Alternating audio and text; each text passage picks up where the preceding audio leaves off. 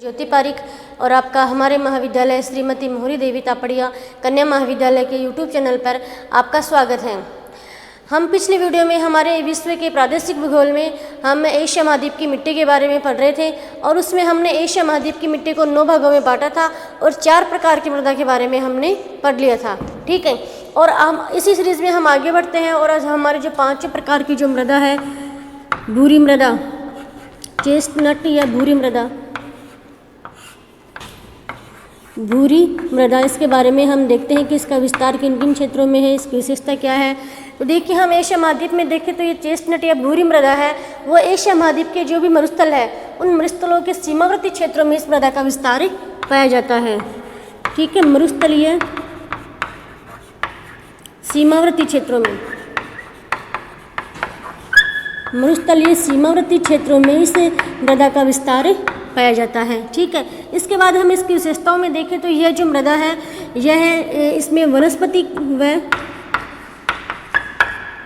का अंश तथा इसमें कैल्शियम की अधिकता होती है। कैल्शियम की इसमें अधिकता होती है। ठीक है, फिर इसके बाद हम इसका विस्तार देखें कि यह जो मृदा है वो एशिया महाद्वीप में किन किन क्षेत्रों में पाई जाती है। तो इसमें देखिए, यह जो मृदा है वह एशिया महाद्वीप के जो साइबेरिया के स्टेपी जो मैदान है, ठीक है, स्टेपी मैदान और पश्चिमी एशिया, उत्तरी भारत,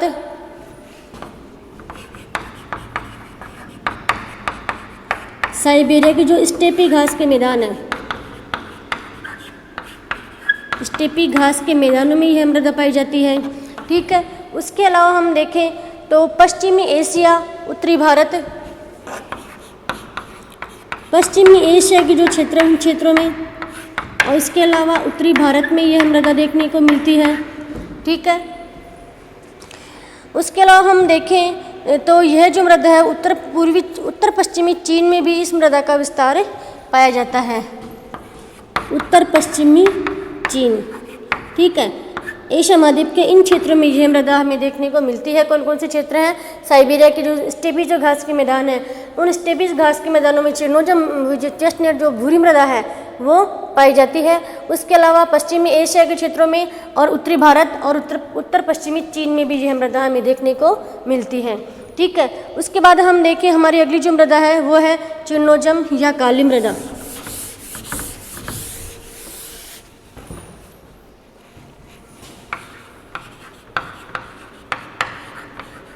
चिरनोजम या काली मृदा, देखिए ये जो काली मृदा है, इस काली मृदा, यह जो काली मृदा है उस मृदा का रंग कैसा होता है? लाल, काला। काला रंग होने के कारण इस मृदा को काली मृदा भी कहा जाता है। और इस मृदा का जो निर्माण है वो ज्वालामुखी के उद्भेदन के द्वारा जो बेसाल्टिक लावा निकलता है उस लावा के द्वारा इस मृदा का निर्माण हुआ है। ठीक है, कैसे? ज्वालामुखी के द्वारा, ज्वालामुखी लावा निर्मित इस मृदा का निर्माण किस प्रकार से हुआ है? ज्वालामुखी के उद्भेदन से जो बेसाल्टिक लावा निकलता है उस लावे के निर्माण से, इस लावे के द्वारा इस मृदा का निर्माण किया गया है। ठीक है, तो यह जो काली मृदा है वह एक कपास के लिए बहुत ही अत्यंत उपयोगी मृदा है। कपास के लिए उपयोगी, कपास के लिए बहुत ही उपयोगी मृदा है। इस मृदा में कपास की खेती अत्यंत रूप से की जाती है। ठीक है, और यह जो मृदा है वह दक्षिणी मुख्य, यह मृदा इसको हम देखें तो दक्षिणी भारत के क्षेत्र में भी जहाँ पे जो ज्वालामुखी उद्भेदन हुआ था ट्रेशियर युग में, उसमें भी यह काली मृदा हमें देखने को मिलती है। और दक्षिणी भारत में तो इस मृदा को रेगुन नाम से भी जाना जाता है। दक्षिण भारत के जो दक्कन का पठार है उस दक्कन के पठार में ये जो इस मृदा का निर्माण हुआ था ज्वालामुखी क्रिया के द्वारा, इसलिए ये जो दक्कन का पठार है भारत में, तो इस दक्कन के पठार में इस मिट्टी का विस्तार है और इसको यहाँ पे रेगून के नाम से भी जाना जाता है। काली मिट्टी को रेगूर के नाम से दक्कन के पठार में जाना जाता है। ठीक है, फिर आगे हम इस मिट्टी का विस्तार देखें किन किन क्षेत्रों में इस मिट्टी का विस्तार है।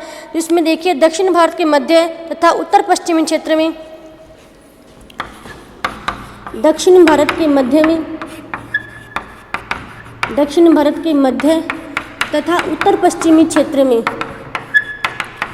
उत्तर पश्चिमी क्षेत्र में, ये तो भारत में इसका विस्तार है, ठीक है। भारत के एक तो मध्य में है और इसके उत्तर पश्चिमी क्षेत्र मतलब जो दक्कन का पठार है विशेष रूप से, उस दक्कन के पठार में ये काली मृदा है वो पाई जाती है भारत में, ठीक है। उसके अलावा भी हम देखें, यह जो मृदा है वो एशियाई रूस तथा मंचूरिया के दक्षिणी पश्चिमी भाग में, एशियाई रूस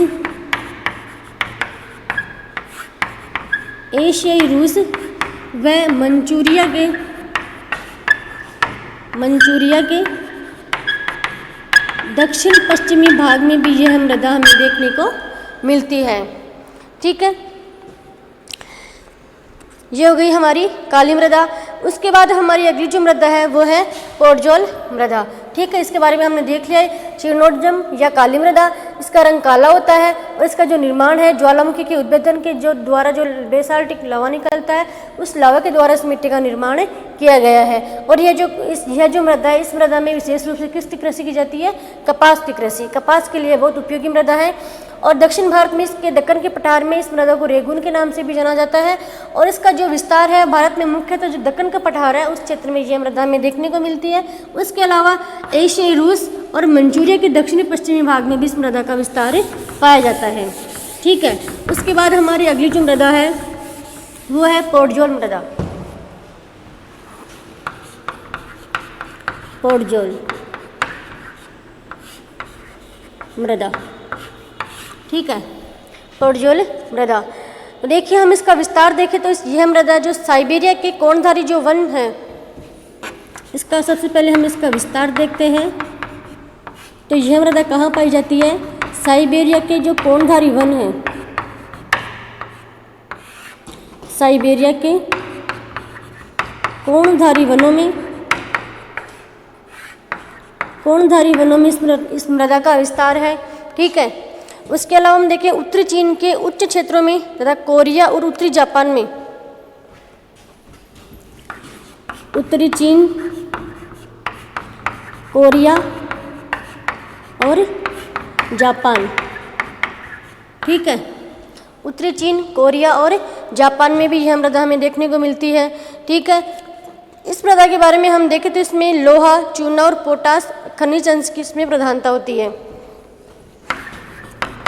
लोहा, चूना, पोटास और खनिज अंश की इसमें प्रधानता होती है, ठीक है। लोहा प्रधानता किस किस की होती है इस मृदा में? लोहा, चूना, पोटास और अन्य खनिज तत्वों की इसमें प्रधानता होती है, ठीक है। और यह जो गेहूँ यह जो मिट्टी है वो गेहूँ की फसल के लिए अत्यंत उपयोगी मानी जाती है। गेहूँ के लिए उपयोगी, ठीक है। ये है हमारी पोडजोल मृदा।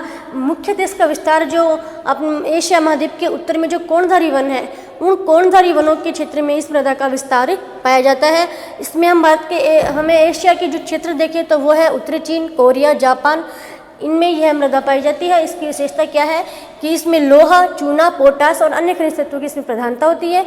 और यह जो मृदा है वह गेहूँ की फसल के लिए बहुत ही उपयोगी मानी जाती है, ठीक है। ये हमारी पोडजोल मृदा है। उसके बाद हम देखते हैं हमारी अगली जो मृदा है पीली मृदा।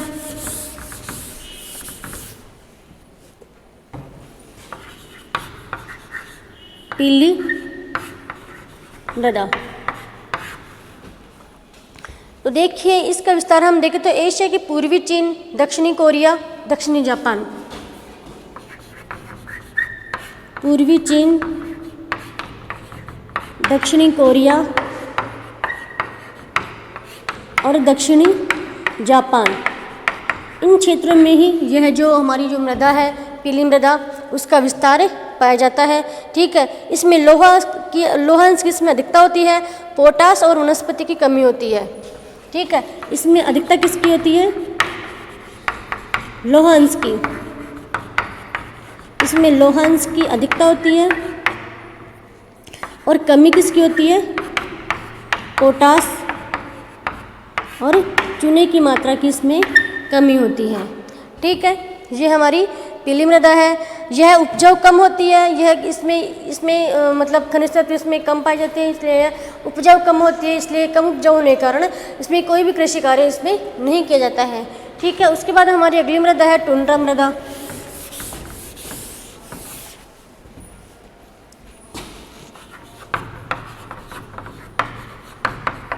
टुंड्रा मृदा, तो ये जो टुंड्रा मृदा का विस्तार हम एशिया महाद्वीप में देखें तो मुख्यतः जो टुंड्रा प्रदेश है, टुंड्रा प्रदेश में जो एशिया की बिल्कुल उत्तर का जो क्षेत्र है, जैसे साइबेरिया है, उसमें जो टुंड्रा प्रदेश है उसमें यह इस मृदा का विस्तार हमें देखने को मिलता है। जिन क्षेत्रों में जहाँ पर हमेशा बर्फ़ जमी रहती है, ठीक है, और जहाँ पे कोई भी वनस्पति का इसमें अभाव होता है।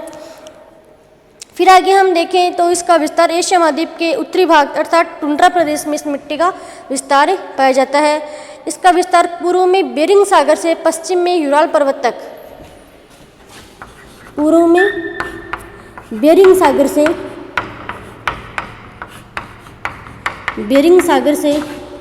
पश्चिम में यूराल पर्वत तक इसका विस्तार मिलता है। ठीक है, पूर्व में हम देखें तो पूर्व में जो बेरिंग सागर है, बेरिंग सागर से लेकर और पश्चिम में यूराल पर्वत के मध्य इस मृदा का विस्तार हमें देखने को मिलता है।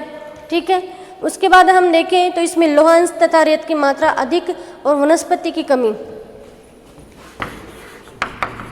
अधिकता इसमें होती है लोहा अंश की इसमें अधिकता होती है और कमी होती है इसमें वनस्पति अंश की इसमें बहुत कमी होती है। ठीक है, क्योंकि यहाँ पे यह ऐसे क्षेत्रों में पाई जाती है जहाँ पे हमेशा बर्फ़ जमी रहती है, इसलिए वनस्पति का यहाँ पे अभाव होता है और अत्यधिक शीत के कारण इस पर सदैव हिम जमी रहती है, अतः इसका कोई उपयोग संभव नहीं है। ठीक है, ये मैंने पहले बता दिया कि यह जो मृदा है, इस मृदा के क्षेत्र में हमेशा बर्फ़ जमी रहती है, तो बर्फ़ जमी रहने के कारण यहाँ पे वनस्पति का अभाव होता है, कोई भी कृषि कार्य इस क्षेत्र में नहीं किया जाता है, तो यह एक अनुपजाऊ मृदा है।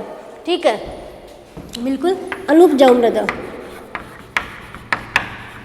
या फिर इसको अनुपयोगी भी कह सकते हैं, इसका कोई भी उपयोग नहीं होता है, अनुपयोगी मृदा है। ठीक है, तो यह वही हमारी मृदाएं। इस प्रकार से हमने आज की वीडियो में हमारे एशिया महाद्वीप की सभी मृदाओं के बारे में हमने पढ़ लिया है और नेक्स्ट वीडियो में हम अगले टॉपिक लेके आए। तब तक के लिए धन्यवाद।